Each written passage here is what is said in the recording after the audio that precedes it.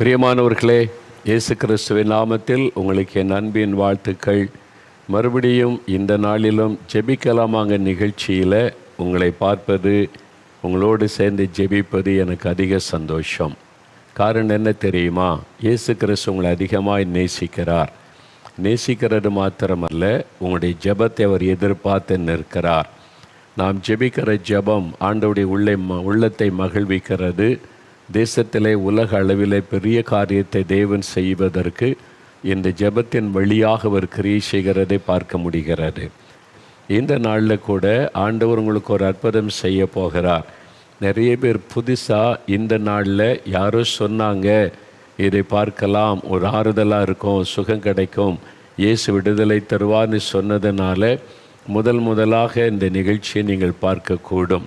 சத்தியம் தொலைக்காட்சியில் அல்லது ஹோலிகாட் டிவியில் அல்லது சோசியல் மீடியாவில் நீங்கள் பார்த்து கொண்டு இருக்கக்கூடும். இயேசு உங்கள் பக்கத்தில் தான் நின்று கொண்டிருக்கிறார். அவருடைய கண்கள் உங்களை கவனித்து கொண்டிருக்கிறது.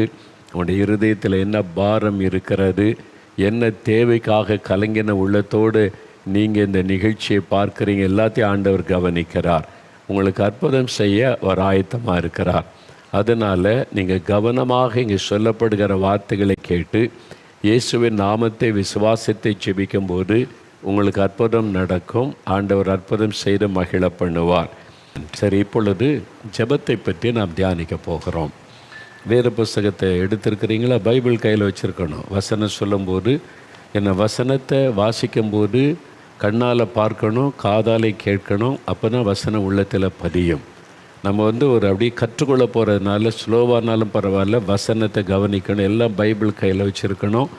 நீங்கள் பைபிள் எடுத்துக்கொண்டு வைத்துக்கொள்ளுங்க. குட்டி பிள்ளைகள் கூட ஒவ்வொரு வசனத்தை கவனித்து நம்ம தியானிக்கும் போது ஆசீர்வாதம். ஒரு நிமிடம் ஜெபிக்கலாம். ஆண்டவரே, நீர் எங்களோடு பேசி கொண்டு வருகிறீர். ஜெபத்தை குறித்து நாங்கள் அறிந்து கொள்ள விரும்புகிற சத்தியங்களை ஆவியானவர் எங்களுக்கு போதித்து நடத்தும். நாங்கள் இன்னும் ஜெபத்தில் அதிகமாய் வளரவும், ஜெபத்தில் அதிகமாய் நாங்கள் கூண்ட கற்றப்படவும் எங்களுக்கு கிருபை தாரும். நீர் பேசும், நாங்கள் கேட்கிறோம். இயேசுவின் நாமத்தில் ஜெபிக்கிறோம் பிதாவே, ஆமேன், ஆமேன். ஜெபத்தை பற்றி இயேசு சொன்ன ஒரு காரியம் பாருங்கள். லூக்கா 21 36 வசனம். பரிசுத்த லூக்கா எழுதின சுவிசேஷம் 21 36 வசனம். ஆகையால் இனி சம்பவிக்க போகிற இவைகளுக்கெல்லாம் நீங்கள் தப்பி மனுஷகுமாரனுக்கு முன்பாக நிற்க பாத்திரவான்களாக எண்ணப்படுவதற்கு எப்பொழுதும் ஜெபம் பண்ணி விழித்திருங்கள். இயேசு ஒரு காரியம் சொல்கிறாரு. இது கடைசி காலம். கடைசி கால ஆபத்துகள் பெருகி கொண்டு வருகிற காலம். யுத்தங்கள், பூமி அதிர்ச்சிகள், பஞ்சங்கள், கொள்ளை நோய்கள், கடல் சீற்றங்கள், இப்படி பலவிதமான அழிவுகள் இன்னும் அதிகமாய் வெளிப்படுகிற ஒரு காலம். இப்போவே நம்ம பார்க்குறல, ஒரு பக்கம் வெள்ளத்தினால பெரிய அழிவுகள், இன்னொரு பக்கம் வெயிலின் கொடூரத்தினால மரணங்கள் நடக்கிறது, இன்னொரு பக்கம் கொள்ளை நோய்கள் பரவி அது ஒரு பக்கம் பாதிப்பை உண்டாக்குறது, பஞ்சங்கள் ஒரு பக்கம், பூமி அதிர்ச்சிகள், நில சரிவுகளில் பாப்புவா நியூகினியில் ஆயிரக்கணக்கான பேர் காணாமல் போயிட்டாங்க, பண்டுக்குள்ளே புதைந்து போயிட்டாங்க, எரிமலை சீற்றங்கள், இப்படி உலகம் முழுதுமே நீங்கள் பார்த்தால் பலவிதமான அழிவுகள், ஆபத்துகள். அப்போ இதுக்கெல்லாம் நீங்கள் தப்பி பாதுகாக்கப்பட்டு வருகையில் இயேசுவை நீங்கள் சந்திக்க வேண்டுமானால் எப்பொழுதும் ஜெபம் பண்ணி விழித்திருங்கள். இயேசுவே சொல்கிறாரு, என் பிள்ளைகளே, நீங்கள் எப்பொழுதும் ஜெபம் பண்ண வேண்டும் என்பதாய். இது ஊழியர்களுக்கு மட்டும் சொல்லப்பட்ட வார்த்தை அல்ல. இது சபை நடத்துகிற பாஸ்டருக்கு, சுவிசேஷம் சொல்கிறவங்களுக்கு, மிஷினரிகளுக்கு மாத்திரம் அல்ல. ரட்சிக்கப்பட்ட ஒவ்வொரு தேவ பிள்ளைகளுக்கும் ஆண்டவர் சொல்லுகிற முக்கியமான ஆலோசனை, எப்பொழுதும் ஜெபம் பண்ணி விழித்திருங்கள் என்பதாக. அதே மாதிரி மத்தேயு 26 41 வசனம் எடுங்க. மத்தேயு எழுதின சுவிசேஷம் 26 41 வசனம். அங்கே இயேசு ஒரு காரியம் சொல்கிறார் பாருங்கள். தன் சீஷர்களுக்கு, அவரை பின்பற்றின சீஷர்களுக்கு, நீங்கள் சோதனைக்கு உட்படாதபடிக்கு விழித்திருந்து ஜெபம் பண்ணுங்கள் ஆண்டு சொல்கிறார். விழித்திருந்து நீங்கள் ஜெபிக்கணும், அப்போ தான் சோதனையை மேற்கொள்ள முடியும் என்பதாக ஆண்டவர் சொல்லுகிறார். ஜெபத்தை பற்றி இவ்வளவு தெளிவாக ஆண்டவர் சொல்லுகிறார். லூக்கா 18 1 வசனத்தில் நீங்கள் வாசிக்கும்போது இயேசு சொல்லுகிறார், சோர்ந்து போகாமல் எப்பொழுதும் ஜெபம் பண்ண வேண்டும். லூக்கா 18ஆம் அதிகாரம் 1வது வசனம் பாருங்கள். 110வது பக்கம் புதிய ஏற்பாட்டில், சோர்ந்து போகாமல் எப்பொழுதும் ஜெபம் பண்ண வேண்டும், அதற்கு ஓமையை சொல்லி விளக்கி ஜெபம் பண்ணுங்கள், இரவும் பகலும் ஜெபிக்கணும் என்பதாக ஆண்டவர் சொல்ல. 7ஆம் வசனத்தில் சொன்னால் இரவும் பகலும் ஜெபிக்கிறவளாக இருக்கணும் என்பதாய் சொல்லுகிறார். அப்போ ஜெபத்தை குறித்து இயேசுவை இவ்வளவு தெளிவாக பேசியிருக்கும்போது நாம் ஜெபத்தில் கவனம் செலுத்த வேண்டியது எவ்வளோ முக்கியம், அதை நீங்கள் தெளிவாக அறிந்து கொள்ள வேண்டும். பரிசுத்த பவுல் அப்போஸ்தலன், தேவனால் பயன்படுத்தப்பட்டவர், சபைக்கு விசுவாசிகளுக்கு சொல்லும்போது 1 தெசலோனிக்கேயர் 5ஆம் அதிகாரம் 17ஆம் வசனத்தில் அவர் சொல்லும்போது என்ன சொல்கிறார் பாருங்கள். 1 தெசலோனிக்கேயர் 5ஆம் அதிகாரம் 17ஆம் வசனம், 282வது பக்கம், புதிய ஏற்பாட்டில் 282வது பக்கம். அதை எடுத்துட்டிங்களா? 1 தெசலோனிக்கேயர் 5:17 இடைவிடாமல் ஜெபம் பண்ணுங்கள் என்பதாக ஆண்டவருடைய வசனம் சொல்லுகிறார். அதாவது இடைவிடாமல், நம்ம இடைவிடாதபடி தொடர்ச்சியாக ஜெபிக்க வேண்டும் என்று ஆண்டவருடைய வசனம் ஆலோசனை சொல்லுகிறதை பார்க்கிறோம்.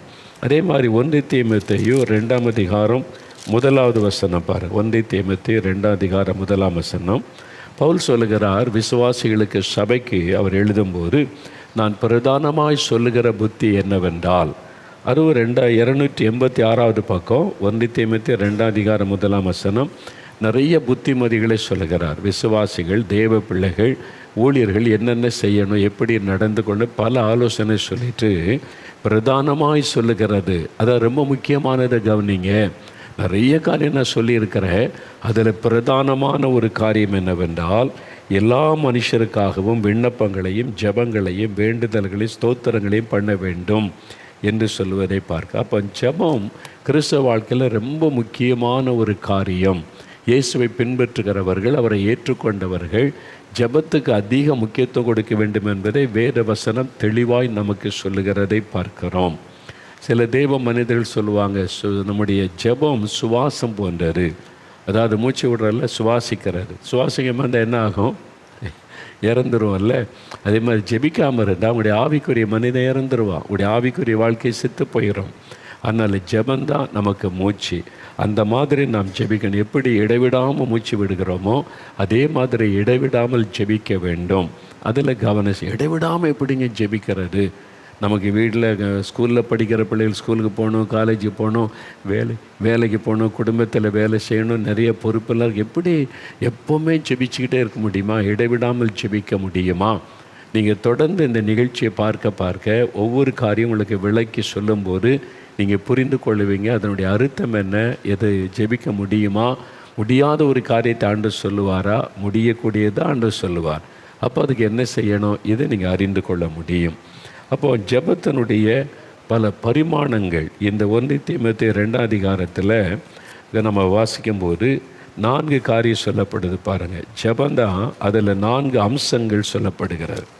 ஜெபத்தினுடைய 4 பரிமாணங்கள், 4 அம்சங்கள் சொல்லப்படுகிறது. என்னெல்லாம் சொல்லப்படுது? 1 தீமோத்தேயு 2ஆம் அதிகாரம் 1வது வசனத்தில் 4 காரியம் என்ன சொல்ல? விண்ணப்பங்கள், ஜெபங்கள், வேண்டுதல்கள், ஸ்தோத்திரங்கள். 4 காரியம் சொல்லப்பட்டிருக்குதா பாருங்கள். ஜெபத்தினுடைய ஒரு உள் அடக்கம், அதை பற்றி தான் முதல்ல நம்ம ஒரு இன்ட்ரொடக்ஷனாக பார்க்க போகிறோம்.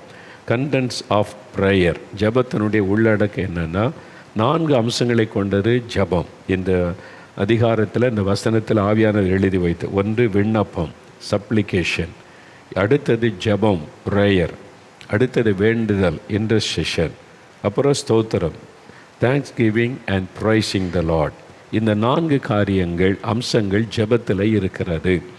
இது எல்லாம் ஒரே காரியமல்ல, டிஃப்ரெண்ட் கைண்ட்ஸ் ஆஃப் ப்ரேயர்.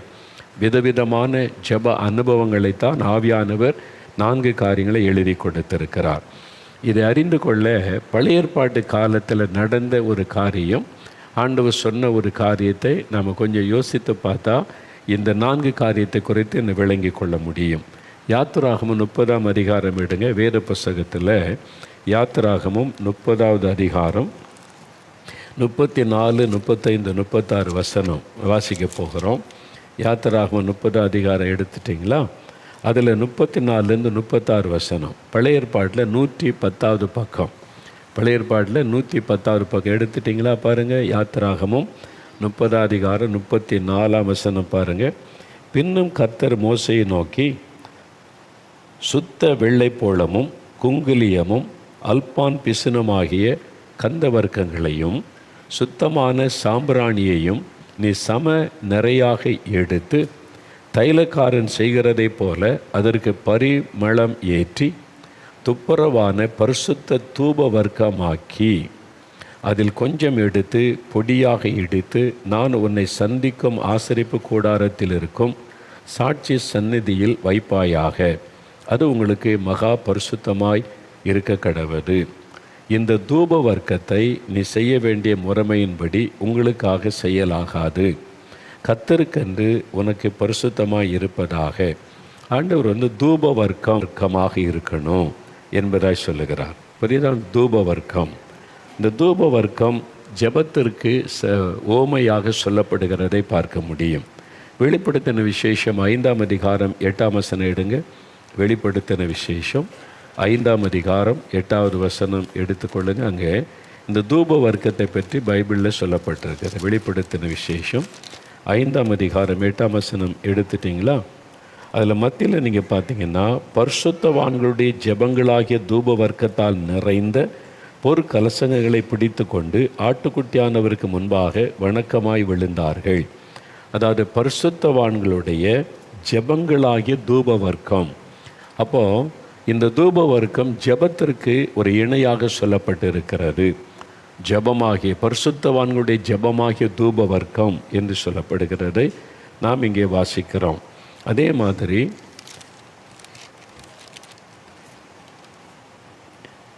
8ஆம் அதிகாரம் 3வது 4வது வசனம் பாருங்கள். சகல பரிசுத்தவான்களுடைய ஜெபங்களோடும் செலுத்தும்படி மிகுந்த தூப வர்க்கம் அவனுக்கு கொடுக்கப்பட்டது. பரிசுத்தவான்களுடைய ஜெபங்கள் அது கர்த்தருக்கு முன்னால் எழும்பும், புகையாக எழும்பும். அது ஜெபத்தை குறிக்கிற ஒரு காரியம். பரிசுத்தவான்களுடைய ஜெபம் ஒரு தூப வர்க்கமாக சொல்லப்படுகிறதை நம்ம பார்க்குறோம். தூப கலசத்தில் அது போடப்பட்டு இப்போ 4 காரியம். இந்த தூப வர்க்கம் செய்வதற்கு 4 பொருட்கள். இங்கே 1 தீமோத்தேயு 2ஆம் அதிகாரத்தில் ஜெபத்தை குறித்த 4 அம்சங்கள் சொல்லப்படுகிறது. இது ரெண்டையும் நீங்கள் ஒப்பிட்டு பார்க்கும்போது இந்த ஜெபத்தினுடைய காரியத்தை தெளிவாக அறிந்து கொள்ள முடியும். அது கர்த்தருடைய ஜெபம். இந்த கர்த்தருடைய ஜெபம் பாருங்கள், வேறு புஸ்தகத்தில் மத்தேயு 6ஆம் அதிகாரம் 9லிருந்து 13 வரைக்கும் எழுதப்பட்டு இதிலையும் இந்த 4 அம்சங்கள் இருப்பதை பார்க்க முடியும். அதில் விண்ணப்பம் இருக்கிறது, ஜெபம் இருக்கிறது, ஸ்தோத்திரம் இருக்கிறது, வேண்டுதல் இருக்கிறது. இந்த 4 அம்சங்களும் இயேசு கிறிஸ்து சொல்லிக் கொடுத்த ஜெபத்தில் இருப்பதை நீங்கள் பார்க்க முடியும். நம்ம ஒவ்வொன்றா தியானிக்கும் போது அதை அறிய முடியும். மத்தேயு எழுதின சுவிசேஷம் 6ஆம் அதிகாரம் நீங்கள் பாருங்கள், 9லிருந்து 13 வசனம் எடுத்துட்டிங்களா? இயேசு ஒரு மாடல் ப்ரேயர் சொல்லிக் கொடுக்கிறார். நீங்கள் ஜெபம் பண்ண வேண்டிய விதமாவது, பரமண்டலங்களில் இருக்கிற எங்கள் பிதாவே, உம்முடைய நாமம் பரிசுத்தப்படுவதாக, உம்முடைய ராஜ்யம் வருவதாக, உம்முடைய சித்தம் பரமண்டலத்தில் செய்யப்படுகிறது போல பூமியிலையும் செய்யப்படுவதாக. எங்களுக்கு வேண்டிய ஆகாரத்தை இன்று எங்களுக்கு தாரும். எங்கள் கடனாளிகளுக்கு நாங்கள் மன்னிக்கிறது போல எங்கள் கடன்களை எங்களுக்கு மன்னியும். எங்களை சோதனைக்கு உட்பட பண்ணாமல் தீமை நின்று எங்களை ரட்சித்து கொள்ளும். ராஜ்யமும் வல்லமையும் மகிமையும் என்றென்றைக்கும் உம்முடையவைகளே, ஆமேன். இது ஒரு மாடல் ப்ரேயர். இதையே சொல்லி கொண்டிருக்கணும் அப்படி கிடையாது. ஆதி திருச்சபையில் இதையே சொல்லி கொண்டு இருக்கலை. இந்த 4 விதமான ஜெப அம்சங்களும் இந்த இயேசு சொல்லி கொடுத்த ஜெபத்துக்குள்ளே இருக்கிறது. அதாவது இந்த 4 விதமான காரியம்: விண்ணப்பம், ஜெபம், வேண்டுதல், ஸ்தோத்திரம். நம்ம இது ஒன்றா தியானிக்கும் போது அதை அறிந்து கொள்ள முடியும் கர்த்தருடைய ஜெபத்தில். அப்போது இது ஒரு மாடல் ப்ரேயர் தானே தவிர அதையே சொல்லி கொண்டு இருக்கக்கூடாது. அது ஒரு மாடலாக வைத்து நம்ம கருத்தாக ஜெபிக்க வேண்டும் என்று ஆண்டவர் நமக்கு ஒரு மாதிரி ஜெபத்தை சொல்லி கொடுத்திருக்கிறார். அவ்வளவுதான். சரி, இப்போ இந்த ஜெபத்தில் முதலாவது ஒரு காரியம் பார்க்க போகிறோம். விண்ணப்பம். விண்ணப்பம்னு இருக்குல்ல, நீங்கள் விண்ணப்பம் பண்ணணும். இந்த ஜெபத்தில் 4 அம்சங்களில் ஒன்று விண்ணப்பம். இது வெள்ளை போளத்தை குறிக்கும். அங்கே செய்தாங்கள்ல, இந்த தூபக வர்க்கம் செய்யப்பட்டதில் வெள்ளை போளம். இந்த வெள்ளை போளம் என்பது என்னது என்பதாக நீங்கள் பார்க்கும்போது இந்த புஸ்தகத்தில் அதை குறித்து ரொம்ப அழகாக தெளிவாக சொல்லியிருக்கிறாங்க. இந்த வெள்ளைப்போளம் எதை குறிக்கிறது, எங்கிருந்து எடுக்கப்படுதுன்னா, இந்த வெள்ளைப்போளம் ஒரு விதமான மரத்தை காயப்படுத்தி, அந்த மரத்தை குத்துறதுனால, ஒரு காயம் ஏற்படுத்துறதுனால அதிலிருந்து வரக்கூடிய ஒரு பிசின், ஒரு கம், அதுதான் இந்த வெள்ளைப்போளம் என்பது. இந்த பிசின் அதிக கடினமானது அல்ல, மிருதுவாக இருக்கும், அதே சமயத்தில் கசப்பாக இருக்கும். நான் சின்ன பையனாக இருக்கும்போது எங்கள் கிராமத்துலலாம் அந்த காலத்தில் இந்த கம்மெல்லாம் இப்போ கடையில் ஈஸியாக கிடைக்கல, அந்த மாதிரி கிடைக்காது. அதனால் கம்மை நாங்களே தயாரிக்கிறது. வேப்ப மரம் இருக்குல்ல, வேப்ப மரத்தை காயப்படுத்துறது, கத்தியை வச்சு கொஞ்சம் அப்படி கிழிச்சு விட்டால் அடுத்த நாள் காலையிலேருந்து பார்த்தா அதுலேருந்து ஒரு பிசின் வடிஞ்சிருக்கும். அதை எடுத்து ஒரு சிரட்டையில் பாத்திரத்தில் வச்சு லேசாக தண்ணி ஊற்றினா அது நல்ல கம்மாக செயல்படும். பேப்பரை ஒட்டுறது அதுக்கெல்லாம் அதுதான் பயன்படுத்தும். அது மாதிரி பிசின், அது மாதிரி தான் ஒரு மரத்தை காயப்படுத்தி அந்த காயத்திலேருந்து வரக்கூடிய ஒரு பிசின் பதில், அந்த தான் வெள்ளைப்போளம் என்பது. அது கொஞ்சம் மிருதுவாக தான் இருக்கும், ரொம்ப கடினமாக இருக்காது, அதே சமயத்தில் கசப்பாக இருக்கும் அந்த பொருள். இதை மனதில் வைத்து கொள்ளுங்கள், உங்களுக்கு விளங்கும். அப்போது இந்த விண்ணப்பம் என்பது கடினமான, ஜெபம் என்பது ரொம்ப கடினமாக இருக்கும். விண்ணப்பம் ரொம்ப கடினமாக ஃபோர்ஸாக அப்படி இருக்காது. அது ஒரு லகுவாக, ஒரு மிருதுவாக, ஆண்டவிடத்தில் உங்களுக்கு சித்தமானா இதை செய்யுங்க அப்படின்ற மாதிரி ப்ரேயராகத்தான் அது இருக்கும். முக்கியமாக அது நம்முடைய இருதயம் காயப்படுத்தப்பட்டு ஒரு கசப்பு நம்முடைய உள்ளத்தில் சில சமயம் வாழ்க்கையே கசந்துட்டுங்க, எனக்கு இந்த பிரச்சனையை பார்த்து என் உள்ளமே ஒரு மாதிரி ஆகிப்போச்சு. ஒரு பாதிப்பு, ஒரு வார்த்தையினாலே உண்டான பாதிப்பு, ஒரு சூழ்நிலையினாலே உண்டான பாதிப்பு, இருதயம் பாதிக்கப்பட்டு ஒரு மனம் உடைந்து ஆண்டவர்கிட்ட கண்ணீரோட பாரத்தோடு ஜெபிக்கிறோம் பார்த்தீங்களா, அதுதான் விண்ணப்பம் என்பது. அப்படி விண்ணப்பம் பண்ணின ஆட்களை நீங்கள் பார்க்கணுன்னா சிலரை குறித்து வேதத்திலே பார்க்க முடியும்.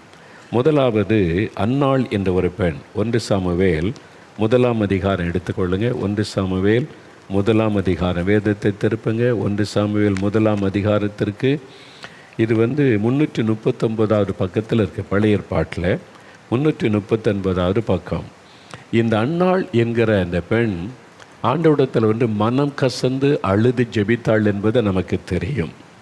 எப்படி அவளுடைய இருதயம் இந்த மாதிரி ஒரு கசப்பினால் நிறைந்தது என்று சொன்னால், அவள் காயப்படுத்தப்படுகிறாள். அன்னாள் கணவர் ரொம்ப நேசித்து அன்பை வைத்துக்கொள்கிறார், குழந்தை இல்லை, அதனால் கொஞ்சம் கஷ்டம் இருந்தாலும் கணவருடைய அன்பு அவளை தேற்றுகிறது.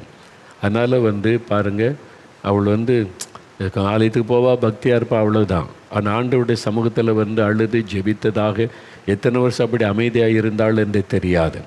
ஆனால் ஒரு சமயம் வரும்போது 6வது வசனம் 7வது வசனம் பாருங்கள். கர்த்தர் அவள் கற்பத்தை அடைத்தபடியினால் அவளுடைய சக்களத்தி அவள் துக்கப்படும்படியாக அவளை மிகவும் விசனப்படுத்துவாள். அங்கே அவளுடைய சக்களத்தி, ஒரு பெண் இவளை காயப்படுத்துகிறாள். குழந்தை இல்லை என்பதை சொல்லி, அவளுக்கு கற்பம் இல்லை, ஆசீர்வாதம் இல்லை என்பதை சொல்லி கேவலமாக பரிகாசமாக பேசி இருதயத்தை காயப்படுத்தும் போது அவளுடைய இருதயம் துக்கப்பட்டு வேதனைப்பட்டு விசனப்பட்டு கொண்டிருப்பாள். அவள் கர்த்தருடைய ஆலயத்திற்கு போகும் சமயத்தில் வருஷந்தோறும் இது நடக்கும். வருஷந்தோறும் அந்த பிரகாரமாக செய்வான். இவள் அவளை மனமடிவாக்குவாள்.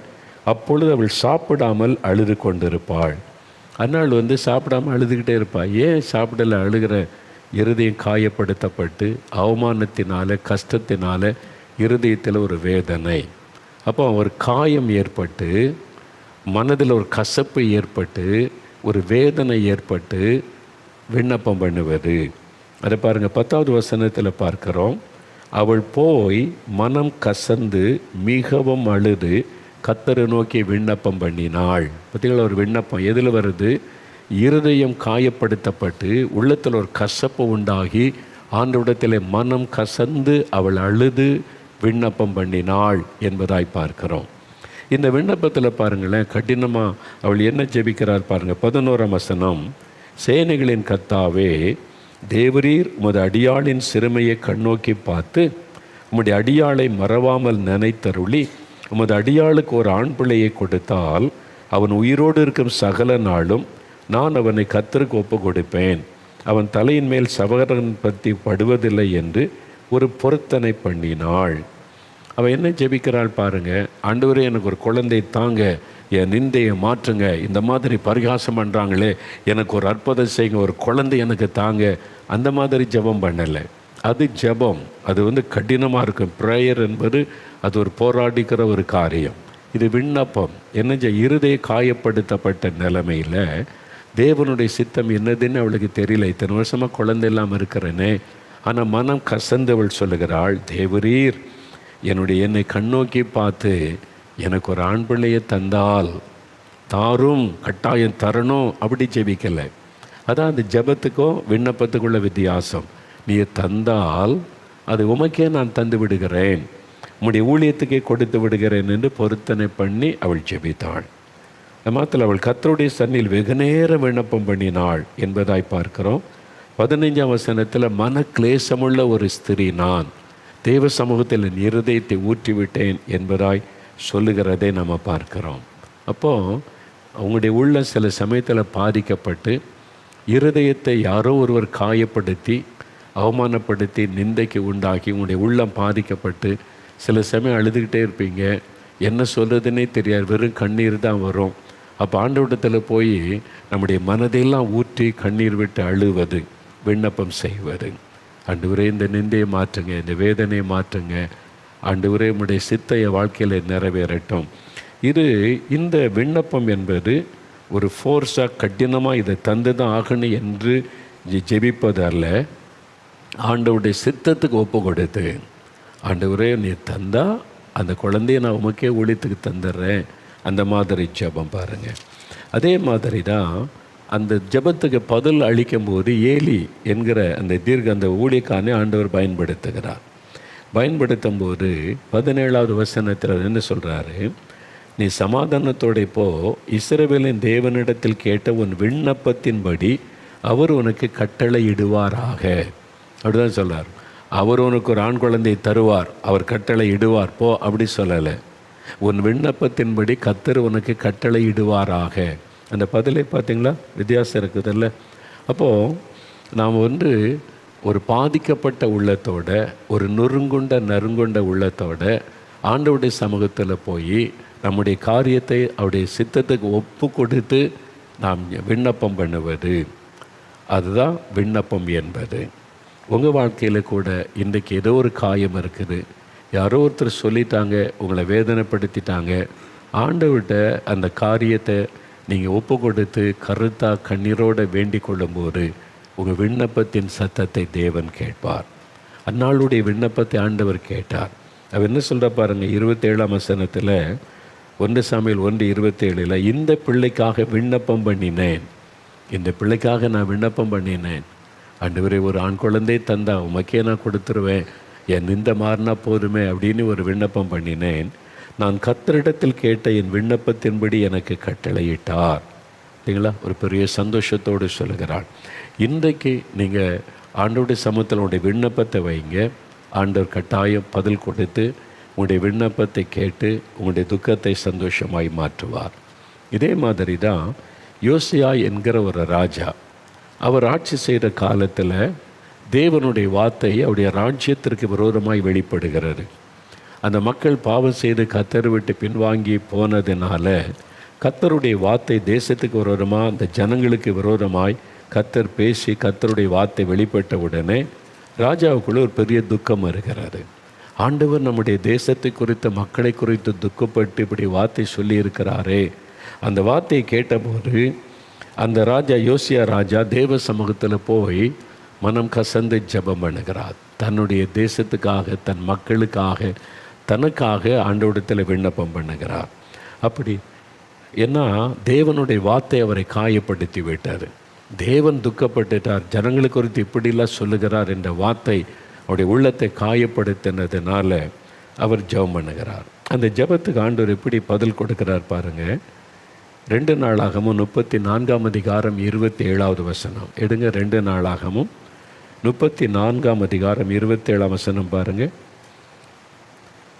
அது 585வது பக்கத்தில் இருக்க பழைய ஏற்பாட்டு புஸ்தகத்தில், பழைய ஏற்பாட்டு புஸ்தகத்தில், இந்த ஸ்தலத்திற்கும் அதன் குடிகளுக்கும் விரோதமாக தேவன் சொன்ன அவருடைய வார்த்தைகளை நீ கேட்கையில் இப்போ அவருக்காண்டி அந்த அந்த அந்த உடைந்த உள்ளத்திலிருந்து புறப்பட்ட விண்ணப்பத்துக்கு தேவன் பதில் கொடுக்கிறார். இந்த ஸ்தலத்திற்கும் இந்த தேசத்துக்கும் குடிகளுக்கு விரோதமாய் கர்த்தருடைய வார்த்தை வெளிப்பட்ட போது, உன் இருதயம் இளகி, ராஜாவே உன் இருதயம் இளகி, எனக்கு முன்பாக உன்னை தாழ்த்தி, எனக்கு முன்பாக பணிந்து, உன் வஸ்திரங்களை கிழித்து கொண்டு எனக்கு முன்பாக அழுதபடியால் நானும் உன் விண்ணப்பத்தை கேட்டேன் என்று கர்த்தர் சொல்லுகிறார். சரிங்களா? அந்த விண்ணப்பம் எப்போ கேட்கப்பட்டது?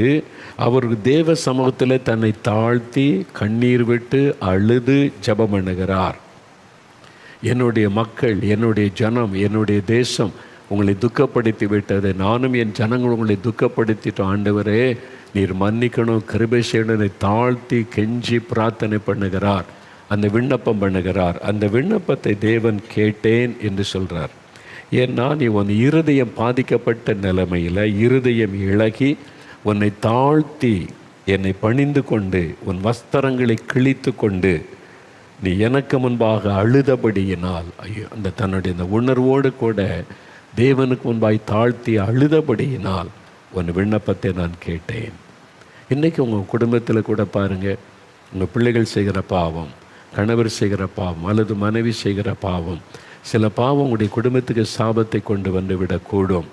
அது தேவனை ரொம்ப துக்கப்படுத்தி சாபத்தை கொண்டு வந்துட்டால் உங்களுடைய முழு குடும்பமும் பாதிக்கப்படும். சில சமயம் சந்ததியாய் பாதிக்கப்பட்டு விடும். அதை உணர்ந்து தேவன் உணர்த்தும் போது, ஆண்டவரே என் குடும்பத்துக்காக, என் பிள்ளைகளுக்காக நான் வருத்தப்படுற ஆண்டவரே உங்களை தாழ்த்தி கதறி ஜெபிக்கும் போது தேவன் அங்கே கிரியை செய்வார். எனக்கு ஒரு சகோதரரை தெரியும். எங்கூட பைபிள் காலேஜில் ஒன்றா படித்தவர். ரொம்ப சாந்தமாக அமைதியாக இருப்பார். அப்போ ஒரு நாள் அவர்கிட்ட கேட்டேன், நீங்கள் எப்போவுமே இப்படி தானா, ரொம்ப அமைதியாக இருக்கீங்க, சாந்தமாக இருக்கிறீங்க, அது மாதிரி தான் பதில் சொல்கிறீங்க, அது சத்தமாக கூட பேசுகிறதில்ல அப்படின்னு கேட்டேன்.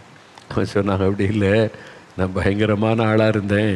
வாலிபனாக காலேஜில் படிக்கும்போது காலேஜில் லீடராக இருந்து பெரிய கலாட்டா பண்ணுறது அதெல்லாம் பண்ணி கொண்டு இருந்தேன். வீட்டில் கூட அப்பா அம்மா நல்லா ரட்சிக்கப்பட்டிருந்தாங்க, சர்ச்சுக்கு போவாங்க, நான் சர்ச்சுக்கு போக மாட்டேன், அவங்க சொல்கிறதையும் கேட்க மாட்டேன், கீழ்ப்படியாதவனாக தான் நான் இருந்தேன். அவங்க ஜெபிச்சா கூட நான் குடும்ப ஜெபத்துக்கு போக மாட்டேன், பைபிளை வாசிக்க மாட்டேன், அவங்க என்கிட்ட பேசுகிறதுக்கே பயப்படுவாங்க, முரட்டாட்டமாக இருந்தேன்னார். அப்புறம் எப்படியா நீங்கள் மாறினீங்க, இப்படி மாறிட்டீங்களேன்னு சொன்னபோது அவர் சொன்னார், ஒரு நாள் எங்கள் அம்மா சமைச்சு கொண்டு இருந்தாங்க, அப்பா ஏதோ வேலை பார்த்து கொண்டு இருந்தாங்க, காலை நேரம். எனக்கு மனசுக்கே சரியில்லை, அப்படியே ஒரு குழப்பம் போராட்டத்தில் நான் பைபிள் எடுத்து, அங்கே இருந்த பைபிள் எடுத்து வாசிக்க ஆரம்பித்தேன். அதை புரட்டி வாசித்தேன். அந்த நீதிமொழிகள் வந்தது, அதை வாசித்து கொண்டு இருந்தேன். அதை பார்த்துட்டு எங்கள் அப்பா எங்கள் அம்மாட்ட, மகன் பைபிள் வாசிக்க, அவங்களுக்கு சந்தோஷம்.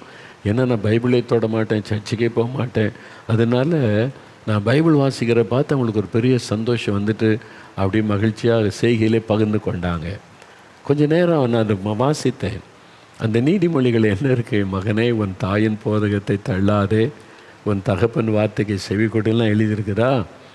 இவரை பற்றியே குற்றப்படுத்துகிற மாதிரி இருந்தவொடனே கோபம் வந்துட்டான் அவருக்கு.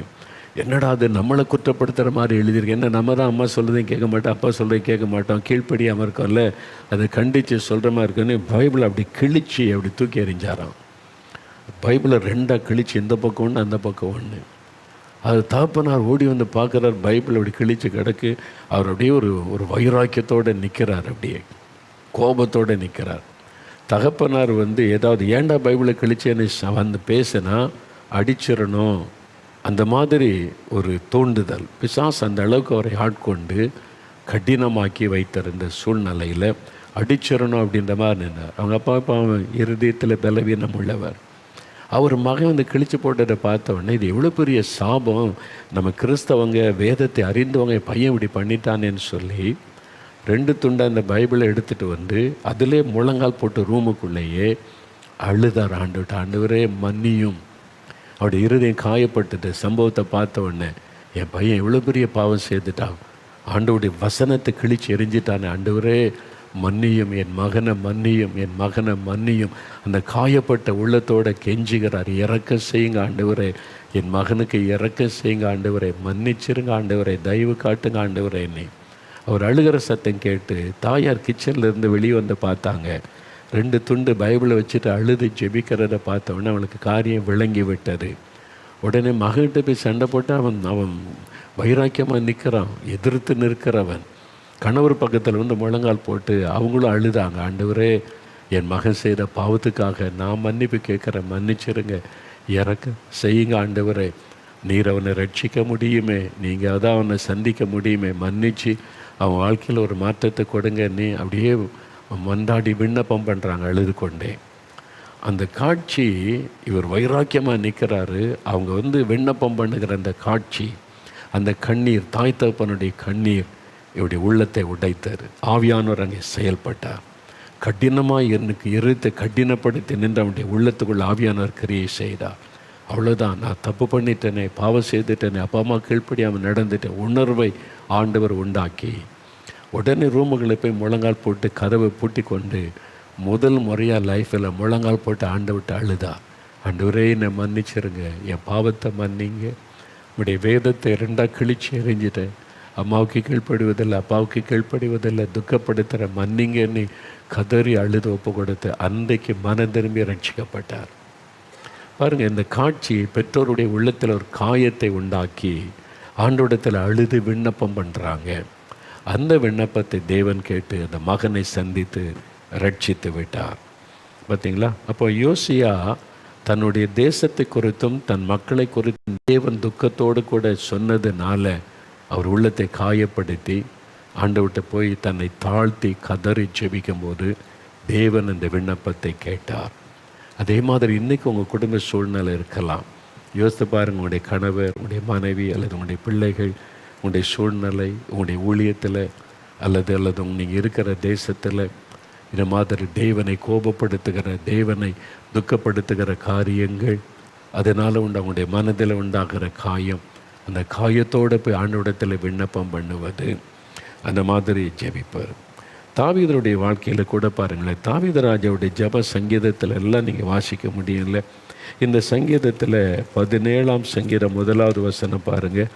தாவீது என்ன சொல்கிறார்? 17ஆம் சங்கீதம் 1ஆம் வசனத்தில் நீங்கள் வாசித்து பார்க்கும்போது தாவீதும் இதே மாதிரி இருதயம் காயப்பட்டு நிறைய பாடுபட்டு விண்ணப்பம் பண்ணின மனிதனுடைய சங்கீதம் நிறையா அவருடைய காயத்தின் விளைவாய் உண்டானதா. பாருங்கள், தாவீதின் விண்ணப்பம் 17 சங்கீதம் 17 முதல்ல பாருங்கள், அந்த தலைப்பில் தாவீதின் விண்ணப்பம்னு தான் இருக்கு. கர்த்தாவே, நியாயத்தை கேட்டு கூப்பிடுதலை கவனியும், கபடமில்லாத உதடுகளில் நின்று பிறக்கும் என் விண்ணப்பத்திற்கு செவி கொடும் என்று அப்படியே ஆண்டவர்கிட்ட ஒரு கண்டிஷன் வைக்காமல் ஆண்டவரிடத்தில் தயவுக்காக அப்படியே விண்ணப்பம் பண்ணுவது.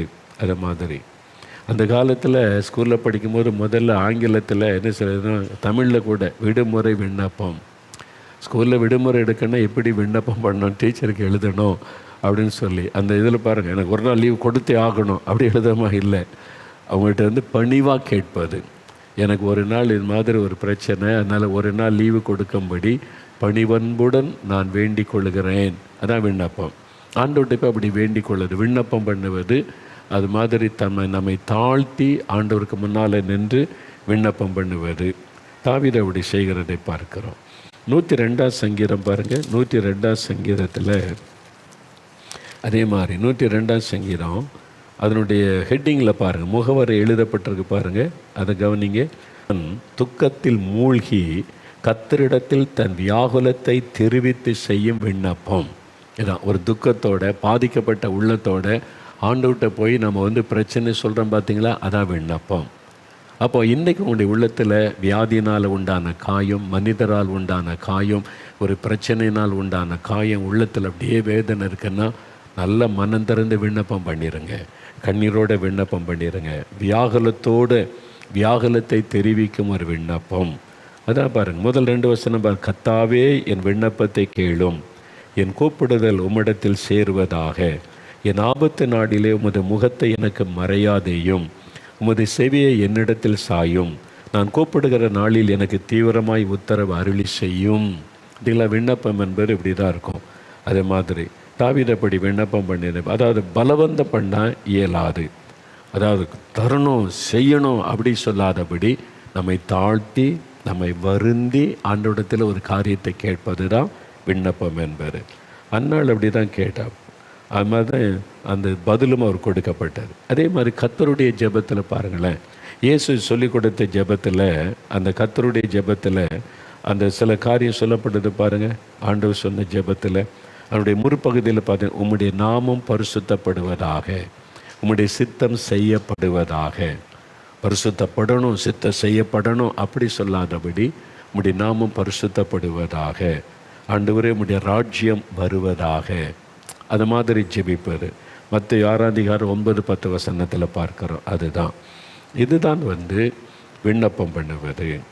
நம்முடைய ஜீவியத்தில் சில கஷ்டங்கள், சில வருத்தங்கள், சில காயங்கள், வேதனைகள் இப்போ உங்களுடைய உள்ளத்தை அழுத்திக்கிட்டே இருக்கலாம். சில பாடுகள் உங்களை வேதனைப்படுத்திக்கிட்டே இருக்கலாம். இப்போ ஆண்டவருடைய சமூகத்தில், ஆண்டவரே நான் நாளை போல் உங்களுடைய சமூகத்தில் வந்திருக்கிறேன், மனதில் வேதனை கசப்பு யார்கிட்டே சொல்ல முடியாது, உம்மிடத்தில் வந்திருக்கிறேன் அப்படின்னு நீங்கள் மனம் திறந்து விண்ணப்பம் பண்ணும்போது உங்களுடைய கண்ணீரோடு பண்ணுகிற விண்ணப்பத்தை தேவன் கேட்பார்.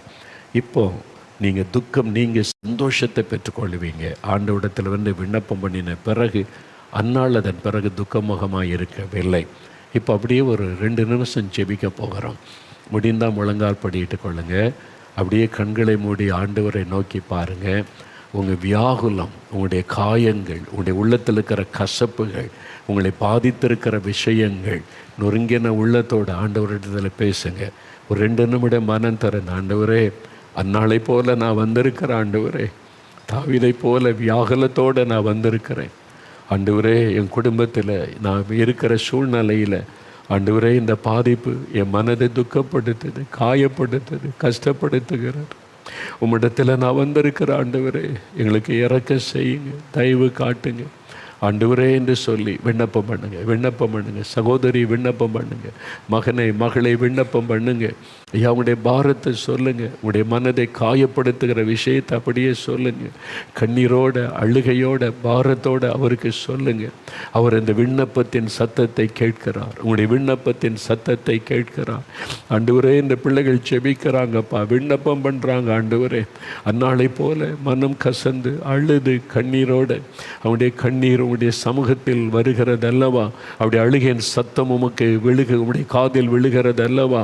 விண்ணப்பம் பண்ணி கொண்டிருக்கிற உடைந்த உள்ளத்தோட கதறுதலோட விண்ணப்பம் பண்ணுகிற இந்த பிள்ளைகளுக்கு இன்றைக்கு ஒரு ஆறுதல் வரட்டும். அவருடைய துக்கம் சந்தோஷமாய் மாறட்டும். அவங்க விண்ணப்பம் பண்ணுகிற காரியத்தில் ஒரு அற்புதம் நடக்கட்டும்.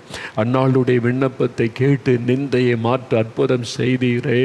தாவீதனுடைய குரலை கேட்டு அவருடைய வேதனைகள் நீங்க ஆறுதல் படுத்தி அவனை உயர்த்தி கனப்படுத்தினீரே. ஆண்டவரே இப்பொழுது இந்த பிள்ளைகள் அழுகிறாங்க, கண்ணீரோடு ஜெபிக்கிறாங்க. விண்ணப்பத்திற்கு பதில் கொடுத்து அவளை மகிழ பண்ணும். ஆண்டவர் விண்ணப்பத்தை கேட்டதற்காய் ஸ்தோத்திரம். இந்த பிள்ளைக்காக நான் விண்ணப்பம் பண்ணினேன். கர்த்தர் நான் வேண்டிக் கொண்ட என் விண்ணப்பத்தின்படியே எனக்கு அருளி செய்தார் என்று அன்னாள் சொன்ன மாதிரியே இந்த மகள் சொல்லணும், இந்த மகன் சொல்லணும். நான் இதுக்காக விண்ணப்பம் பண்ணினேன். வேலைக்காக, குழந்தைக்காக, திருமண காரியத்திற்காக, என்னுடைய கடன் பிரச்சனை மாற, நிந்தைகள் நீங்க, இந்த நெருக்கம் மாற நான் விண்ணப்பம் பண்ணினேன். கர்த்தர் என் விண்ணப்பத்தின் சத்தத்தை கேட்டு பதில் தந்தார் என்று இந்த பிள்ளைகள் சொல்லும்படிக்கு இன்றைக்கு அற்புதம் செய்து மகிழ பண்ணும். ஆண்டவர் அப்படி செய்துவிட்டதற்காய் ஸ்தோத்திரம், ஸ்தோத்திரம், ஸ்தோத்திரம். இயேசு கிறிஸ்துவின் நாமத்தில் விண்ணப்பங்களை ஏறெடுக்கிறோம் பிதாவே. ஆமேன், ஆமேன். பிரியமானவர்களே, இந்த 4 விதமான ஜெப அம்சங்களில் ஒன்றை குறித்து இன்றைக்கி பார்த்துருக்கோம். ஜெபத்தை பற்றி. இன்றைக்கி விண்ணப்பம், ஜெபம், ப்ரேயர். இதுக்கு என்னங்க வித்தியாசம்? நாளைக்கு அதை குறித்து தியானித்து நாம் ஜெபிக்க போகிறோம்.